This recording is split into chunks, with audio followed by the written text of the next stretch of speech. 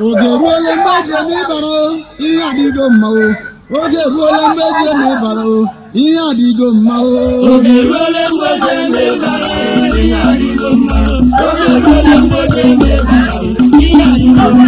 Oge ruola mmeje n'ịbara ihe adịgo mma o. Oge ruola mmeje n'ịbara ihe adịgo mma o. All right. Welcome to Noxyb TV once again. All right, today we're gonna be bringing to you an event that I'm here for, which is Imo Progressive Association of Minnesota. So today is a picnic day. So tataka ndimo na Minneapolis, Minnesota. They make picnic.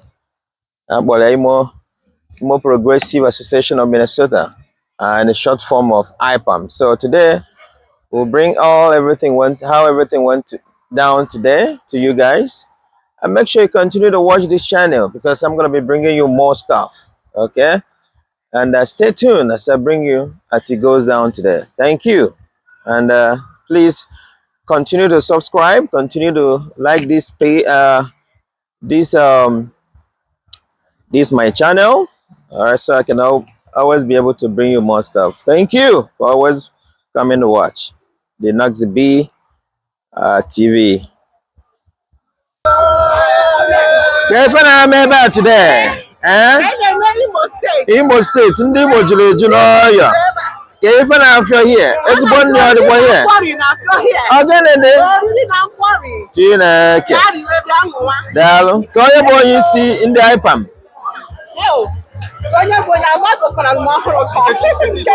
I will get him or her.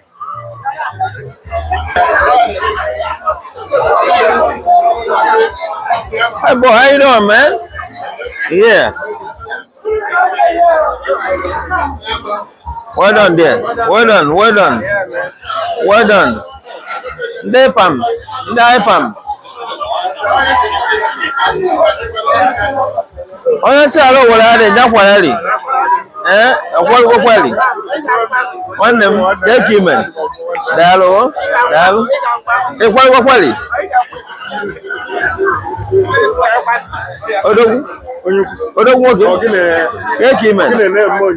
Of course. I can make sure you look at that idea. All right.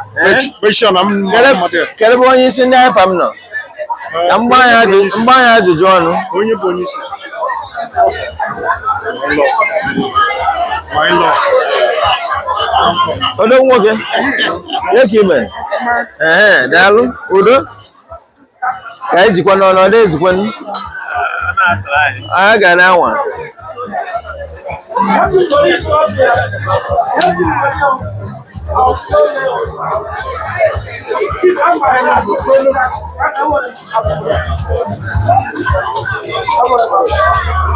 Wabuma, yeah, Kiruman. Yeah, Kiman. I'm gonna do the Charlie.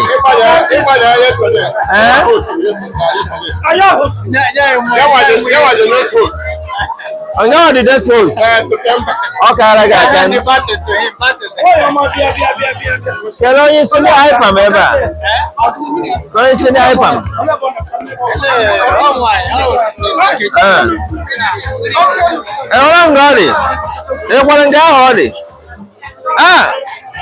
I go need you. I go there. I can need you. I can acquaint you. Thank you, man. Oh, don't walk it. Get one.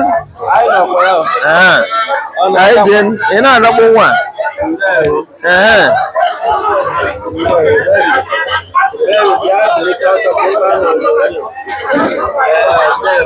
Hello, ladies. How you doing? What you eating? Plantain? Yeah, awesome.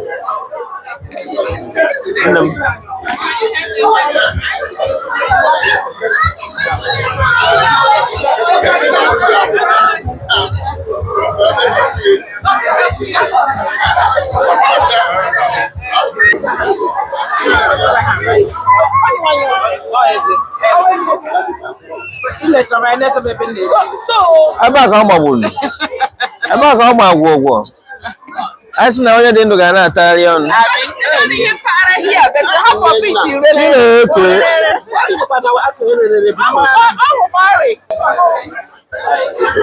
Agara na afia here. Ndị isi ọkanga. Onye ka ọdọrụ. Onye Hausa. Take imen. Nwaanyị Hausa. Olee otu imen.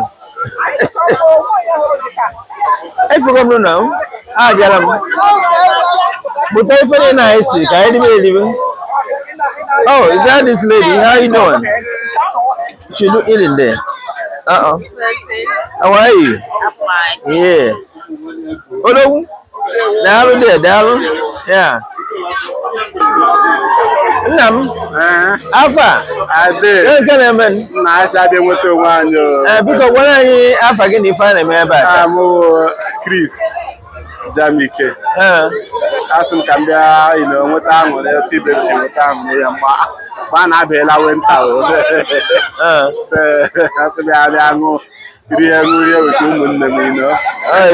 yeah. So this picnic, I had the first time I never be I be me, but maybe I'm guy before, so people can people now but this one is very special because people from different places and okay, Mr. Chris. I got Nana, I'm going to go. We're born in a car. When I even have fear about that. Imo Picnic. Imo Progressive Association of Minnesota. Okay. Today we're picnic. Okay, so this picnic, yes, once a year. Once a year. When End of summer. End of summer. When specific dates? No, not a specific dates, but after a lot of activities, we just wind down. Okay, I see. So it's not for you beginning. From beginning to so. Beginning to so. Oh, doctor, the name, Doctor Beginning to so. Yes. Okay. I don't want to. Thank you. Thank you so much. I wonder because when I have again, I don't know the IPAM. Imo Progressive Association of Minnesota, the mayor picnic. You want to see Saga? Uncle, we have a question. What? You said that your son said you're my girlfriend now to a little girl. I can't talk to him, okay? I'm Dr. Damascus Wabuma. I'm Boyinbo. Yeah. Member of IPAM, Imo Progressive Association of Minnesota. One of the co-founders. Yeah. And also Oyoto Umunne. Yeah. The premier Igbo organization in Minnesota here. Wow. Here a picnic in the IPAM. Okay. All the open to all, and in particular Igbo. Okay. In Minnesota here. Yeah. More particularly in the Twin Cities. Okay. And surroundings. Yeah. So Obidayoto on this particular day,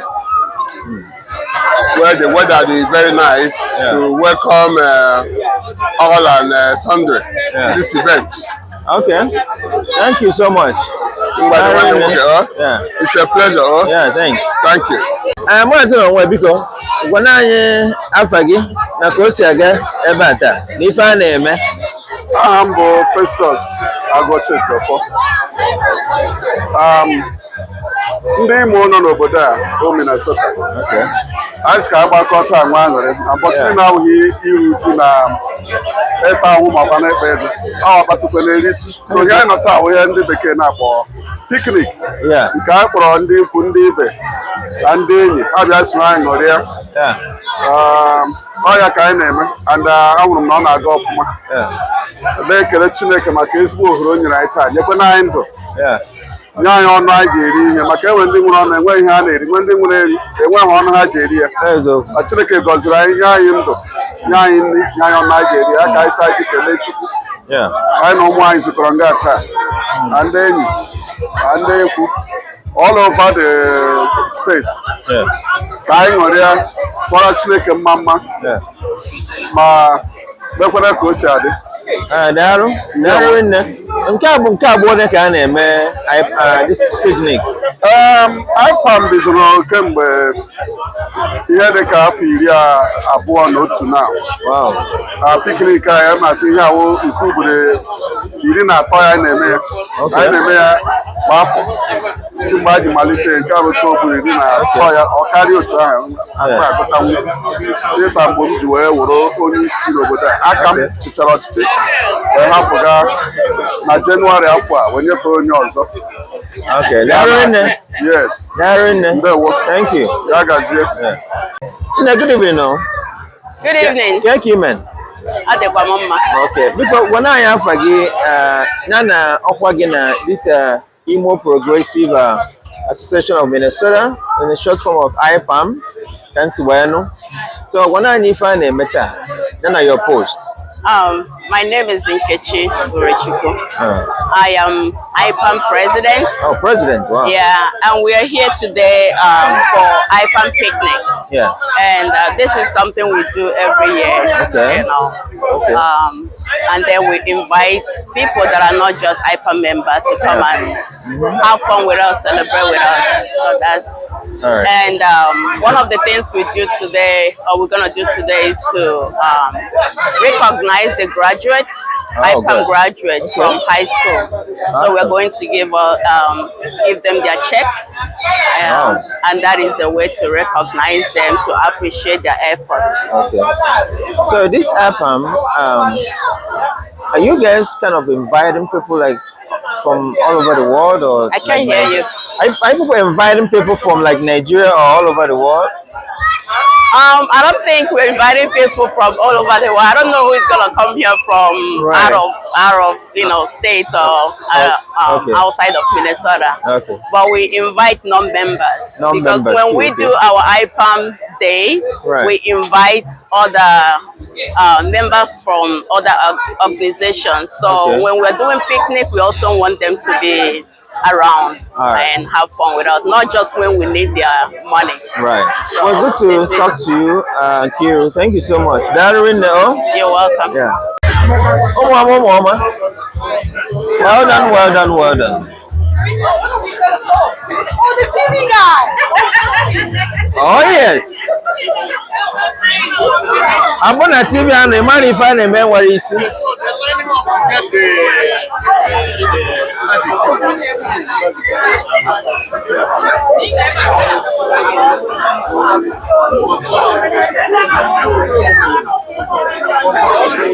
Well done there, down there. We're not tired. Oh, you didn't look at that tired. Down. Nick up one corner table.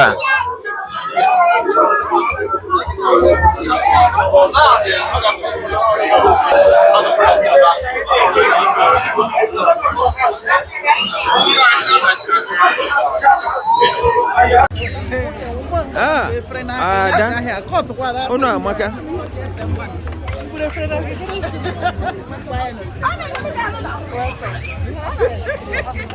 This is very good. Okay, find a leader. If I know about it, I don't know.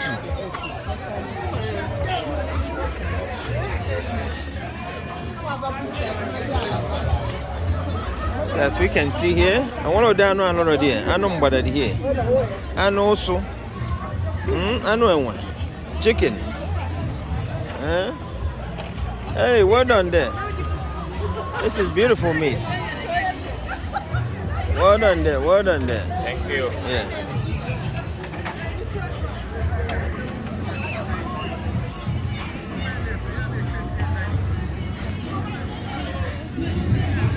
So these are all part of it. As you can see, this is a big park. This is being celebrated. A huge park in Maplewood.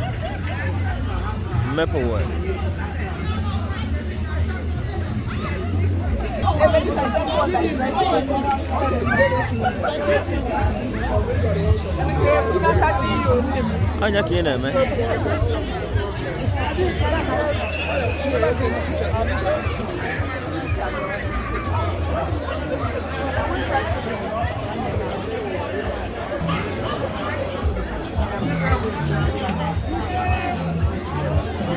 Download there. Well done.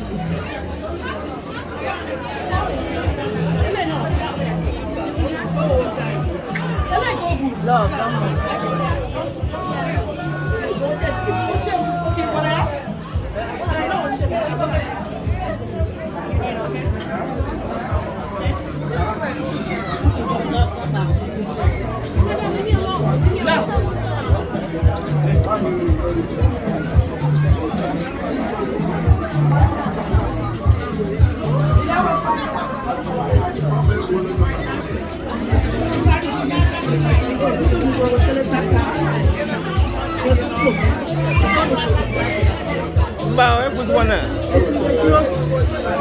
Ama tu kae zwana na nata. Ama kuna kae zwana na bata. Ene. Ana ba no zidi ko de tudake.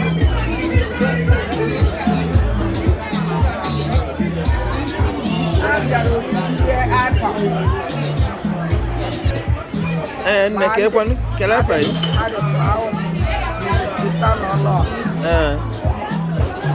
Quelle chose a gagné n'importe quoi na picnic in the IPAM.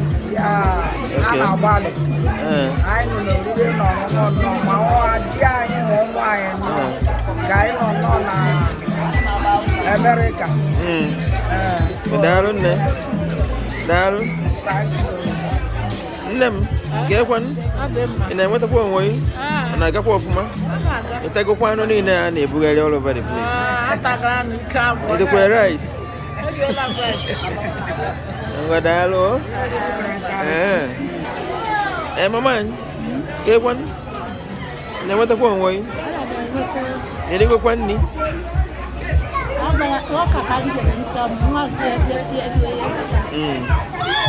What hello? Yeah.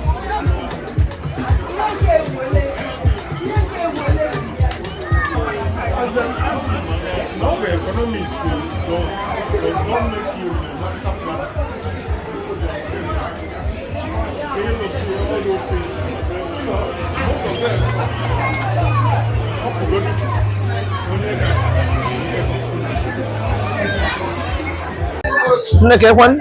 them because also bad twice a month. Okay, the 16 or 15. I just returned 15 yesterday. 15 yesterday. Yes. I can see. Because when I get better. Oh, okay.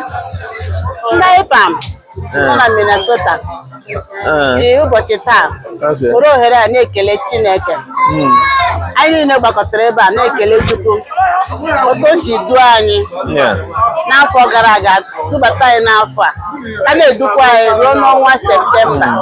Taa bụ Septemba 1. Yes. Anyị were opportunity na-ekele Chukwu abịa. Ọ na-eduru anyị nye anyị ndụ. Chekwawa ụmụ anyị na ndị di anyị na ụmụ anyị na ndị enyi anyị na ikwu na ibe anyị ya ka anyị gbakọtara ebe a. Na-eme ihe ndị oyibo na-akpọ picnic. Wee na-eji ekele Chukwu.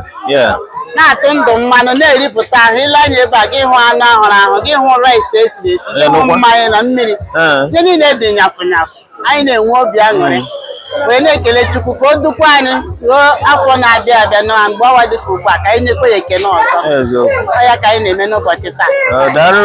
Thank you so much. Ikwuru okwu IPAM kedu ihe o mean? Imo Progressive Association, Minnesota. Okay. Yes. Okay, so unu na-asị ndị na-elele vidiyo anụwa next year ha fabiaba? Next year ha bịawa bịa nọnyere anyị tụrụ anyị kelee Chineke. Anyị na-eme ihe a every other year. Every other year. Okay, eche nnọkwa arọ. Okay, every other year. So keku nsi ezisa ozi? Ọta isi ezisa ozi iwu mgbe anyị ga-eme no, I na-eme every year, sorry. Okay, every year. Okay. I na-enwe ya kwa afọ. Okay, correction. Kwa afọ. Asa ise siko zipu ozi wo site n'inye ndị mmadụ like ndị enyi m masị ha bịa nọnyere anyị. Okay. Ya nakwanụ ndị nọnyere anyị mgbe anyị mere Imo Day. Ya bụ ụzọ anyị ji asị ha thank you. Na-ekele ha n'ịbịa nyere anyị aka gbaa onye ego nke anyị gbara. So dịka n'ime day na-abịakwa next year anyị na-arịọkwa ha ka ha bịa nọnyekwara anyị ma ekele onye akaebe ya enwe ike gwọtọ ọzọ onye Igbo ka ebu nna ya mụrụ gị nne gị wee bụrụ onye akaebe darịrị nne o thank you so much odogwu nwoke nwanne m ekenekwa gị daalụ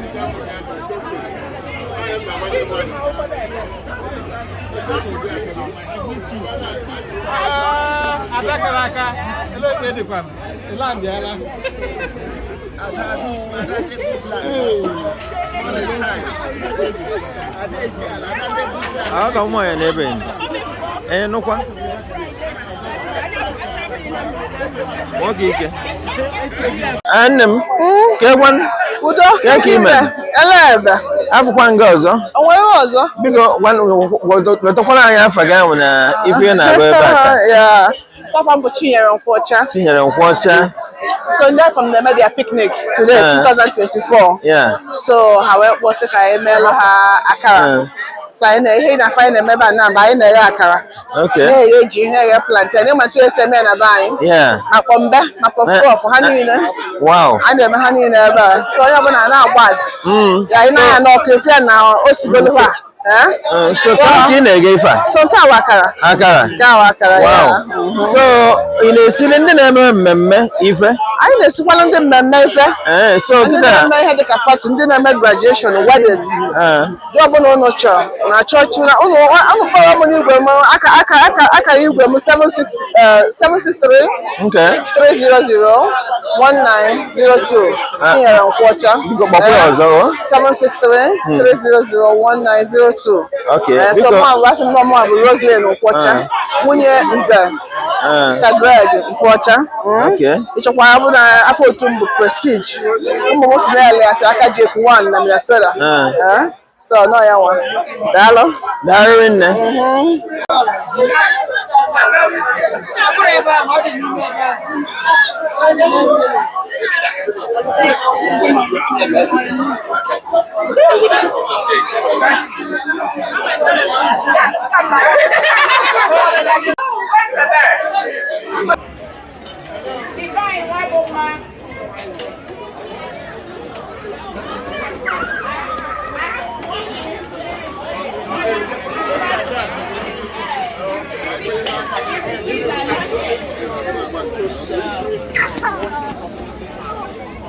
Okay, and the last, who happens to be my son, but he's not here, so I'm gonna collect, and the dad is not here too.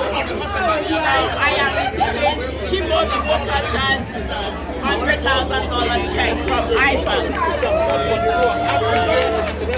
Well done. And that's it. So you all know, the money came out from IPAM pocket, not from me, IPAM. Okay,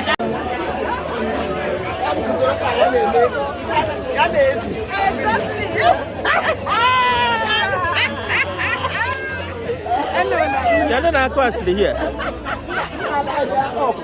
Well done, well done, well done. Yes, sir.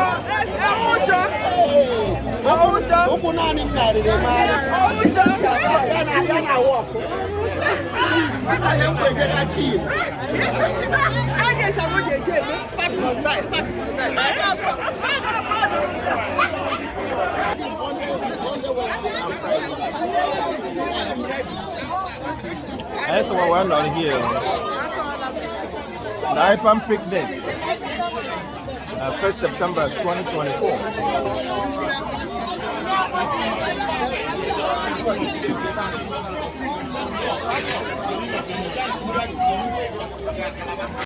Nne ka ibo na aka ife a? Plantain na stew. Hey! Yeah. Asụrụ ndị IPAM na kpọrọ ọkịka. Yeah. Anyị mere picnic anyị taa. Anyị na-ekele Chineke. Ọ gara nnọọ ọma. Ndị enyi anyị na ndị ezinụlọ anyị bịara. Anyị niile anọ n'ọkọ rie. Anyị kelere Chineke na o dowere anyị ndụ n'ụbọchị nke taa.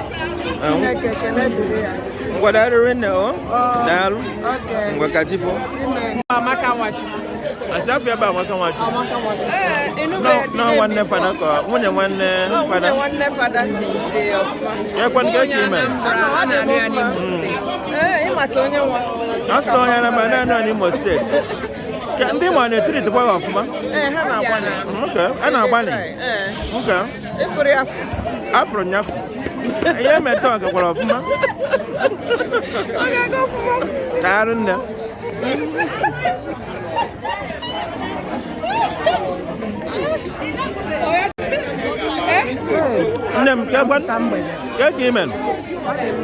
As in the IPAM Polo or Cocata, you know what you're angling? Some are now.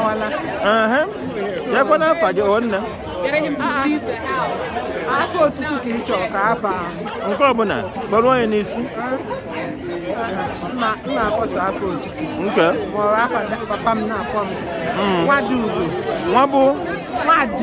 What do you go? It's a question book. There's a book on Tata, in Wakwangoli, or Kapanaya. Oh, my bus, mamma. And after time we look at it, no, you did. No, joke. Okay, Chapana, by a year, if you buy a nice. What are we now? Darling. And I'm Kevin. What about I'm going to my dick? Okay. I'm going with the West local government. Okay. And I'm a member of the IPAM. Okay, member of IPAM. Kevin goes to work at Nanyata. Okay, I never think of man, no, with the most for my canal everywhere. Energy. That's why we are here. Yes, for family's sake and our children being all around. Right. It gives me joy to see them. Right. Every Friday, I'm very, very happy to be here. Thank you so much. Thank you so much. Thank you all. Hey boy, how are you? So tell us your name and where you're from and why you're here today. Andy, Imo State. Imo State? Yeah. And I'm here. Okay. For the picnic, to meet everyone, all my friends, and yeah. Okay. So how did you enjoy today's picnic? I just got here, so. You just got here? Yeah. Oh, you were late, I guess. Yeah. Well, good to talk to you, all right? You take care. Thank you. I'm down there. Take him one. I got one of my night.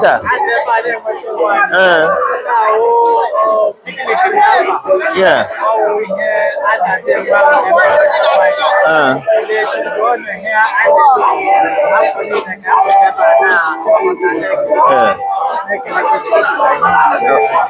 Okay.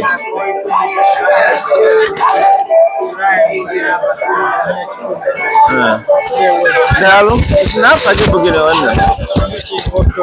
Ya, dalu ini. Ya. Ini kayak kwan bigo kenapa gina na ifi berebata ane iwakwala ngoli odukwala ofumana nyai. Anyị bịara ihe ndị Imo Ahamụ Nkiru Adaoga ahụmụ onye Imo steeti ọkwanụ piknik ndị Imo steeti mere anyị emechaala chi ejiela onye a n'ala nri gbara nyafụ anyị nwere aṅụrị anyị ekelela prezidenti anyị na ndị niile ya na-akele ndị soshal sekretarị anyị ndị mere ka ihe a dị mma onye ọbụla nwere aṅụrị Imo Anambra Naijiria niile bịara hịa ma ndị ọcha bịara hịa anyị na-ewe otu anyị nwere aṅụrị anyị ekelela ndị niile bịara ebe anyị si Chukwu durukwa anyị n'udo amen. How you doing? Doing good. How are you? I'm good. How did you enjoy today's IPAM picnic invitation? How did you enjoy it? I did. Very good. Food was really good. Company was great. Yeah. So what's your name to start with? My name's Mike. Mike? And I work with Charles. Okay. So where are you from? Are you from Minnesota here? No, originally from Michigan. From Michigan. Wow, it's good to have you here at the IPAM picnic.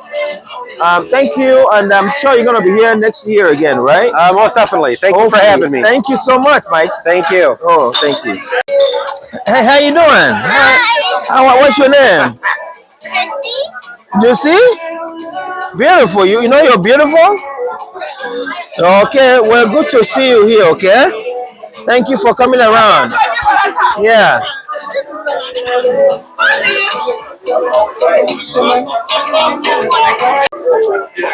So as we wind today's IPAM picnic celebration, we're calling it a night, and thank you for staying up to this point. And like I said, we'll continue to give you, to bring forth the celebrations and events that has been happening in Minnesota and beyond. So please continue to follow us, to like, to comment, to share our videos, so that we can be able to bring it to you. Good night, everybody, and please don't forget to always subscribe and watch all our videos. Thank you.